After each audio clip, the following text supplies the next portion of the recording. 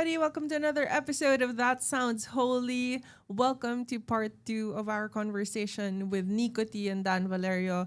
This is part 2 of our YAP session about missions and youth ministry. So we hope that you guys enjoy this part as much as we enjoyed talking about everything. And yeah, enjoy. See you again. Nico is a dad of, Oh yeah, for of sure. 2. That's my best title. And my Congratulations. husband. Yeah, thank you. So Yeah. they're expecting. But Ano pangalan mo? Si Bintog. Bintog.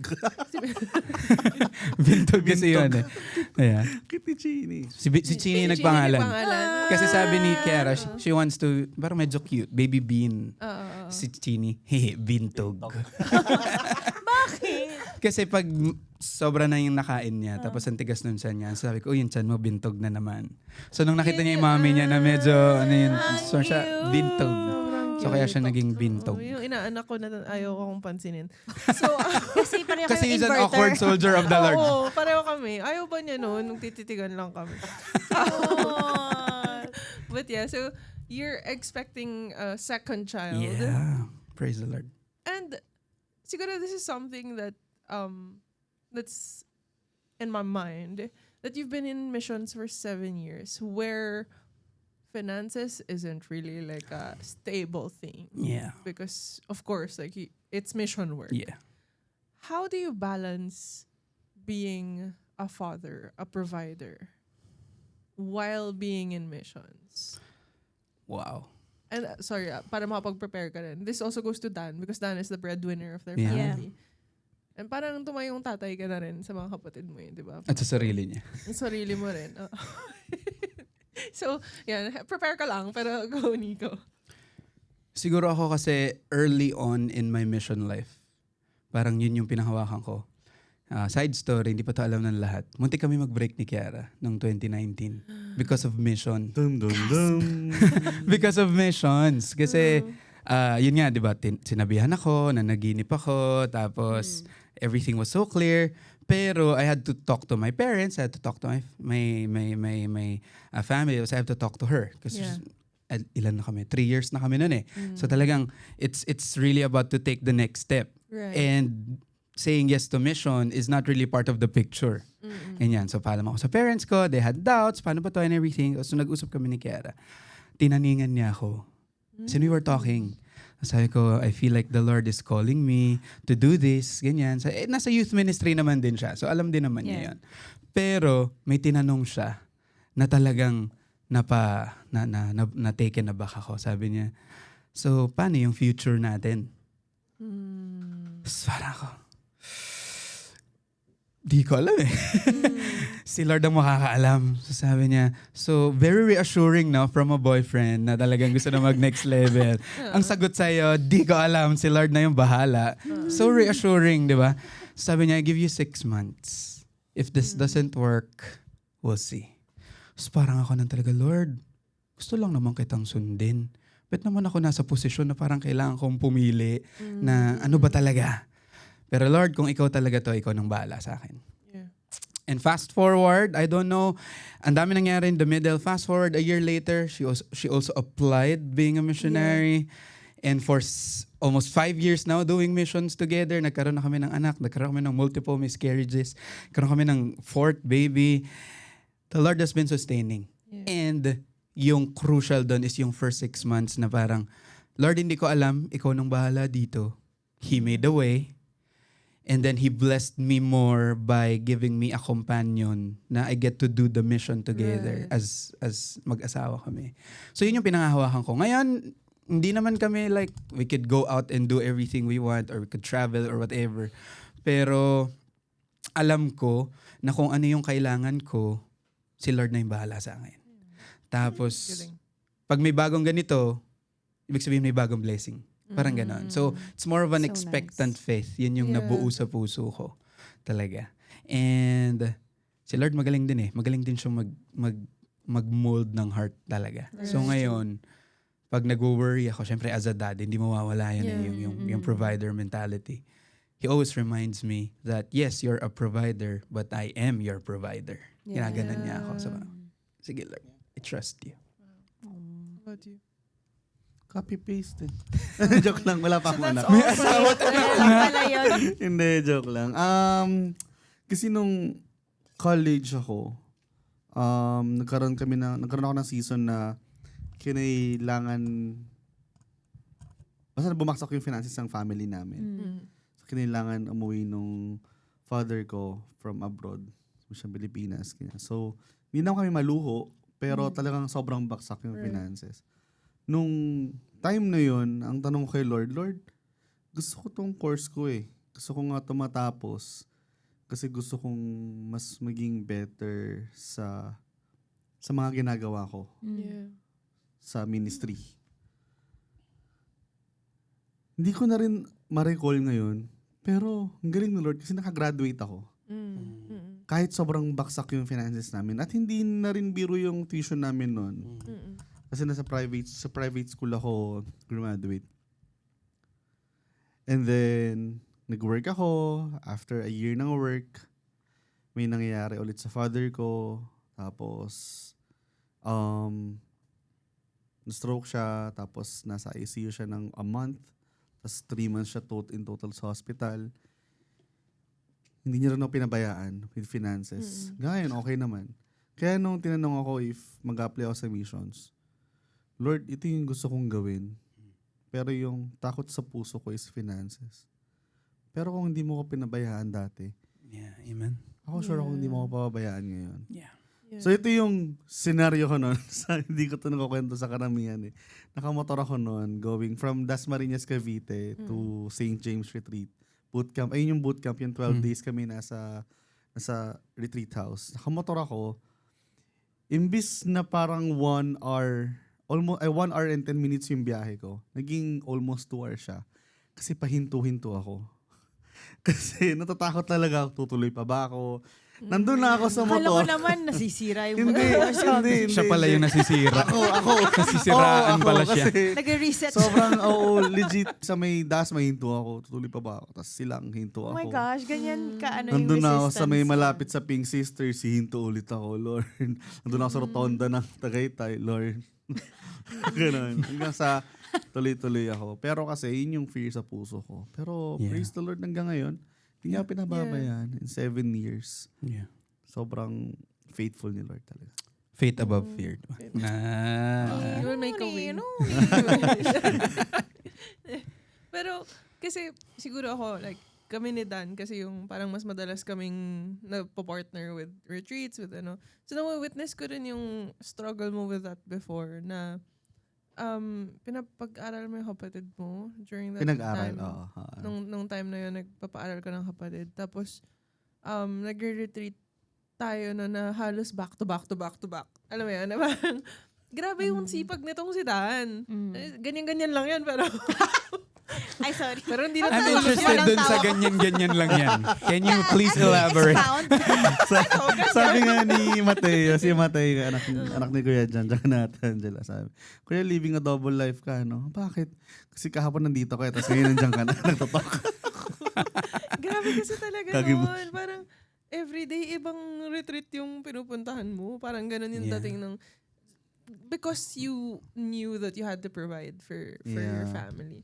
As na ako, proud lang ako as a friend na nung time na yun, friend daw. Friends. Ito kayo. Sa level. Anong tier? Sa tier. Pero nung time kasi na yun, naalala, ewan ko kung bakit sobrang vivid dito sa akin. May time na sinabi mo sa akin na gustong-gusto mong bumili ng merch sa FeastCon. Pero wala kang pambili. Na sobrang, as in pabalik-balik tayo nun sa booth. Tapos parang gundo nito, tapos hindi ka bibili. Sa alis ka kasi parang wala kang pera, wala kang budget ganyan. Tapos nung time na yun, ang nakamotor ka pa na parang every month nasisira. Oo. Parang ganon. Tapos the next year, naalala ko nun, pinakita mo sa akin, bumili ako ng jacket. Yeah. Yeah. Tapos kasi Hindi ka parang you binigyan had ng enough, jacket. ganyan. Binili ka. Oo. Hindi Kuya Will, God's will. God's God's will. will. God's will. Kainis. Di Pero yun, parang yung faith mo rin or yung trust mo na mag-provide si God na Ooh. kahit nung from the moments na wala kang pambili ng gusto mo kasi inuuna mo yung kapatid mo. Hanggang sa nag-retreat tayo, bago yung laptop mo. Parang Yeah. May sasakyan na siya. Pro, sasakyan na siya. di ba? Iba. kaya na niya ako sunduin kahit Diba? na masisiraan kami sa gitna ng daan. Yung puti Ano ba yung daw? Yung friendship bonding moment? Nasa Hindi talaga. Nasa bigutan kami noon. Biglang, hindi ko mapakan yung clutch. Isa okay ko lang. Ako hindi. To having a brand new car. Di ba? God is Iba good. talaga. God is good. Pero that's not to say naman na parang okay, yumaman sa missions. Hindi siya ganun. Hindi talaga. Hindi talaga. We're just really like on the daily na alam mong Yeah. may panggagalingan yung pagkain mo, may panggagalingan yung provision. So, ang galing din nung journey niyo from saying yes to now actually leading. Para gets ba? Parang ngayon kasi nasa mas leadership roles na rin kayo di ba? With camp, with youth, ministry within the feast. Gusto ko yung parang, Sumakit yung likod ko bigla. No, pero you see yourself doing this for a longer time. For a long, Yeah. long. Ako, sabi ko, we had this date kami ni Kiara. kala ko tayo. Excuse me. Sabihin ni Kay. Recorded to, di ba? Sabihin ni Kay. Harap-harapan. And then, we had this date with my only wife. Na we were talking. Tapos ang sabi ko sa kanya, alam mo, this is the first thing that I'm sure of I'll be doing for the rest of my life is to be his husband and the father of our children. But the second thing is that I'm going to be a missionary forever. Wow.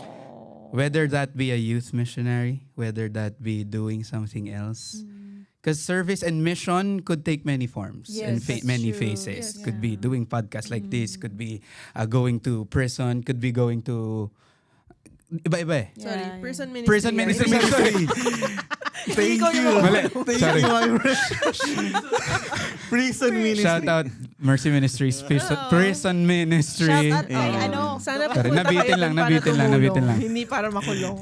Thank you, Isa. Pero kung dapat kang For makulong post. kasi... Alam mo, medyo kinabahan din yung puso ko na parang, dapat ba i-retract ko yung sinabi ko? Pero, you get what I mean. yeah. That I'll be doing this. So, there will be times when financial problems come in. Yeah. Would I go back to corporate? Would I go back to doing this?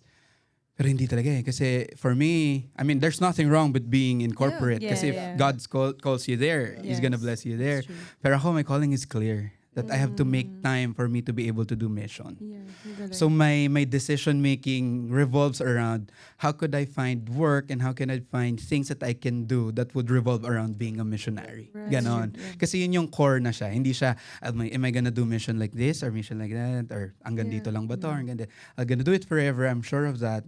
Yung how it looks like, si Lord nang bahala. Right. So yan. Nag-usap din kasi kami ni Vanya. Kasi halos sabay kaming umalis ng missions, di ba? Yeah. Na we were talking about it at one point na parang alam mo, we just kind of removed the title. Yeah, But we're It's the still same. doing it. We're still doing Same. missions. definitely. It just takes a different form. But Yeah. yeah. How about you? Ganun na ganun din eh. Ano Hindi ko ba? kina- Wala ka hindi ko naman kinausap si... Wait lang, hindi ko kinausap si Kai. Unang nagsasalita eh. Sana pala nag-share Pero, na kayo ng mic. galing lang kasi ni Lord na Uh, nung Tuesday, nag-usap kami ni Justine. Tapos, may napag-usapan kaming bagay. kinilig si Nico. May napag-usapan kami, ganyan. Tapos, may mga tao kasi kaming kilala na parang missionary or ministry work. Tapos, yung asawa or girlfriend nila is doing corporate work. Corporate, yeah. Which is Yeah. talagang mas malaking sahod nila. Yeah. Si Justine kasi is a lawyer. So, talagang technically, mas malaki yung sahod niya. Tapos, ang ano niya, hindi, buti, hindi, ang tanong sa kanya ng ibang tao, buti hindi na-intimidate si Dan with, ang sagot ko, nagulat din ako sa sagot ko eh. Hindi ko alam saan siya nanggaling. Pero, ang sagot ko sa kanya is, sigurado kasi ako na ito yung gusto kong gawin Yeah. hanggang sa tumanda ako. Yeah. Right. So, parang wala akong time to compare Yeah. Yeah. may kita sa kita ng ibang tao. Yeah. Yeah. And I am sure that masaya yung puso ko sa Yeah. lahat ng ginagawa ko sa mission. Yeah, That's true. Yun. ang ganda.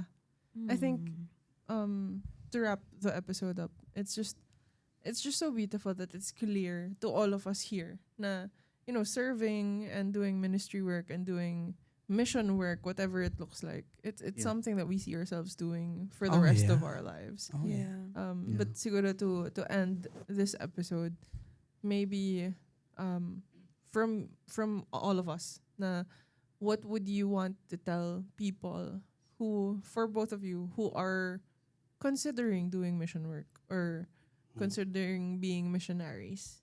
This also for you, since you also experienced it. Pa ganun ba? Sige. Si Jed muna. No. So I was thinking about this recently actually. I could cry thinking about my years in mission because it's something that you can do that's filled as in walang sayang talaga. It's the hardest thing I guess you can do because it requires you to extend yourself so much. But yeah, as in walang I do not regret any minute or second spent for mission because it gave more than it took. Even Right. if I already gave a lot, Yeah. it still gave so much to me in my life. And there are things that I learned in mission that are still parang ngayon pa lang siyang nag-unfold. Right. Na ako parang wow, I did not expect for it to be this fruitful. Yeah. Even years after, you know, doing mission. So it's so worth giving your, if you're being called to give, Yeah. I mean, spend your life or like serve God. If you're called to if you're called to serving God in this specific way and as a missionary, go for it. It's one way to like live your life with so much purpose and meaning. Yeah. Right. I could like drool talking about all those years. I mean, I guess Yeah. between us, we know that like it wasn't like the it wasn't the smoothest way of ending, or like I didn't have like a very smooth ride with mission. But even as I look back now, I'm like, wow, those were the most beautiful years of my life. Praise the Lord. Ganda. Praise the Lord. So panindigan natin yan. Okay. Hindi pwede namang Sige. ibahin nyo para Oh, kunyari para hindi iba-ibang copy-paste. tao. Kayo naman. Ikaw naman. Kami na lang muna. Siguro sa akin, agree with Vanya na for me specifically, entering into mission, it was clear to me that it was a platform and not an end all be all na ano. So when they were asking me, no, how long are you gonna be a missionary? Ang lagi ko sagot, hanggat tinatawag ako dito ni Lord. So for me, whenever people ask me like, do you think I should do missions? Do you think I should be a missionary? Sa akin, parang, if John ka tinatawag ngayon, then you say yes now. Yeah. Because if God says otherwise, Yeah. then you also follow. Yeah. And sa akin din, it was a really beautiful stretch of becoming a missionary because I learned so much about how wide my heart could be. Na I didn't really expect that I would have the capacity to extend myself to people and extend myself to young That's people. true. Yeah. Mostly yung ongoing joke sa atin na parang ang ipapadala sa'yo ni Lord yung Exactly. yung mga eksaktong pinagdadaanan mo. Exactly. Kung anong bubog The mo, great yun din. orchestrator. Yeah, that is true. Oo. So I think that was also not just for them, na for me to extend myself to them, but also parang, these are also the same words that I wish I heard when I was in their shoes. And that made me in turn become more gracious to myself growing up in mission. And in the same way, I tell people, if you want to be a missionary, it's the least self-serving thing you could do. That is true. As in, tanggal ka talaga sa picture. Kalimutan mo na sa sarili mo. Oo. Kasi si Lord na ang bahala Oo. sa'yo. So I guess it's that. If you want to do mission work, be prepared not just for the hardships, because there will be a lot of hardships. Oh yeah. Yeah. But you also have to be prepared for what God reveals through it. Ooh. Okay. Beautiful. Magbato-bato pick kayo kung sino una. Sira yung papel, umulan. Alam ko, pasmano. Lugi. Ako, for me, mission life is taking part. Yun talaga yung definition ko of what mission life. It's taking part in God's work. Yeah. And me saying yes to it is not, paano ko ba ito sasabihin? Hindi porket nag-yes ako dito, ibig sabihin, meron nang gagawa ng mission. Hindi eh. Right. The mission will always be there. Mm. But because God has called me to be here, I take part in it. Tapos nakikita ko kung paano siya gagalaw sa buhay ng mga tao, paano siya gagalaw sa akin. Kasi kung mag-no naman ako dito, He will call somebody else. Yeah, And that's that's true. okay. And that's Yeah, beautiful. So me being a missionary is para kang nakabili ng SVIP tickets sa buhay ng mga tao. That is And how true. God is gonna Yeah. use them and God is gonna use me.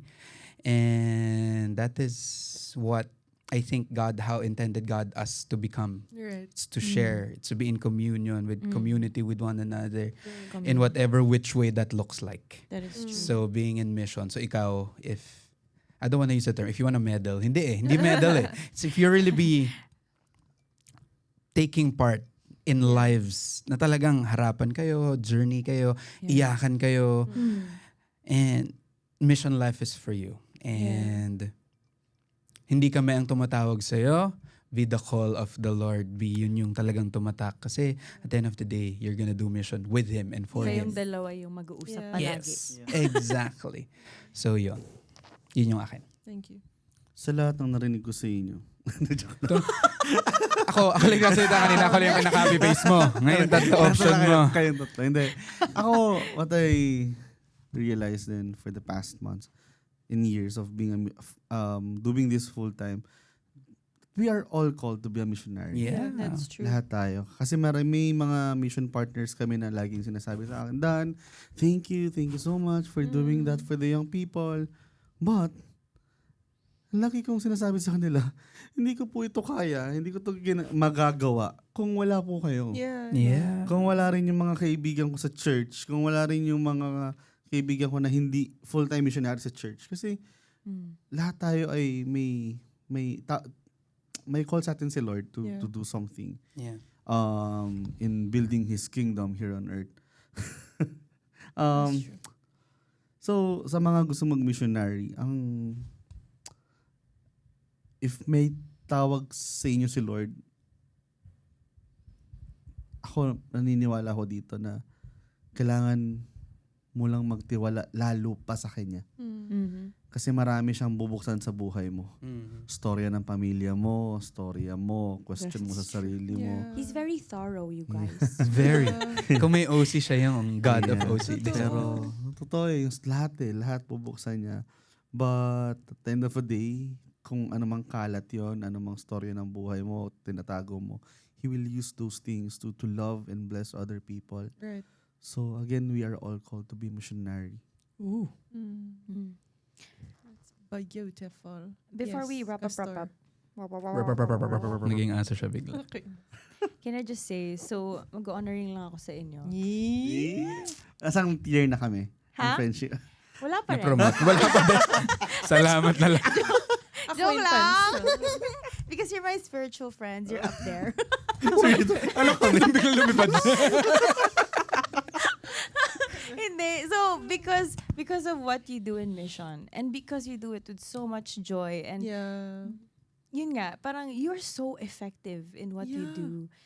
Hindi minsan, when I do like music now, and I see you guys do what you do, and you do it so well, ako na-inspire talaga ako na sabi ko, sige, Right. galingan ko to. O sige, i-risk ko to. Kasi like, you know, my friends are doing mission, and they're doing Yeah. doing it very well. And I think we've established na parang wherever we are sent also is where the mission Yes. is. Yeah. Yes. So right now with music and all the things that I'm being called to do, I'm so inspired to doing it not just well, but like very, very excellently. because I see you guys. Yeah. And the way you do mission. So thank you. Ooh, praise the Lord. You guys are doing such a good job in what you do. Not just with how we see you do it, but with the youth na nakikita namin, nakasalamuha namin, na who went through under your leadership. Yeah. And Yeah, they that's only have great stories to tell, and lives changed because of what you do. So thank you. they're such God is great good. kids. Praise God. God Thank is good. you. Praise the Lord. Yeah, galing ni Lord. And also, yeah, since yun nga, yung first pinag-usapan natin, if you have retreats, recollections, get them. I'm Manager, not booking agent, I'm Proponent. Not, when it comes Advocate. to like retreats Promoter. and speakers, I can be a little bit snobby. yes, not a little bit. As in, medyo mapili ako, tapos mabilis ako mairita, ganun. Not I'm just so- with retreats. Like in general. Yeah. Pero General. nung when I was like watching them like give talks and give the recollections and retreats, ako talaga parang, grabe, ang galing na ito. They're really good at what they do. So if you Yeah. know anyone who needs retreat facilitators, contact me para may cut ako. Manager pala. Contact Ano nga yung sa Nico TikTok and Dan. na ano? This retreat is powered by That Sounds Sounds Holy. holy. But yeah, please do contact them if you have any speaker needs, and Yes, we please. are very much willing to willing to help out in that sense. Kaya na jacket yan. And and if you do have questions about missions or about anything that we've talked about today, please feel free to send us a message or send them a message, Yeah. and we will try our best to reply promptly. Grabe, ang dami pa nating Thank you. pwedeng Oo pag-usapan. nga eh. Nabitin Sorry, ako. I think we also Balik na lang kayo. extended. Why not? Balik na lang kayo mga... Why not? Di naman kayo Tomorrow. maalis dito, di ba?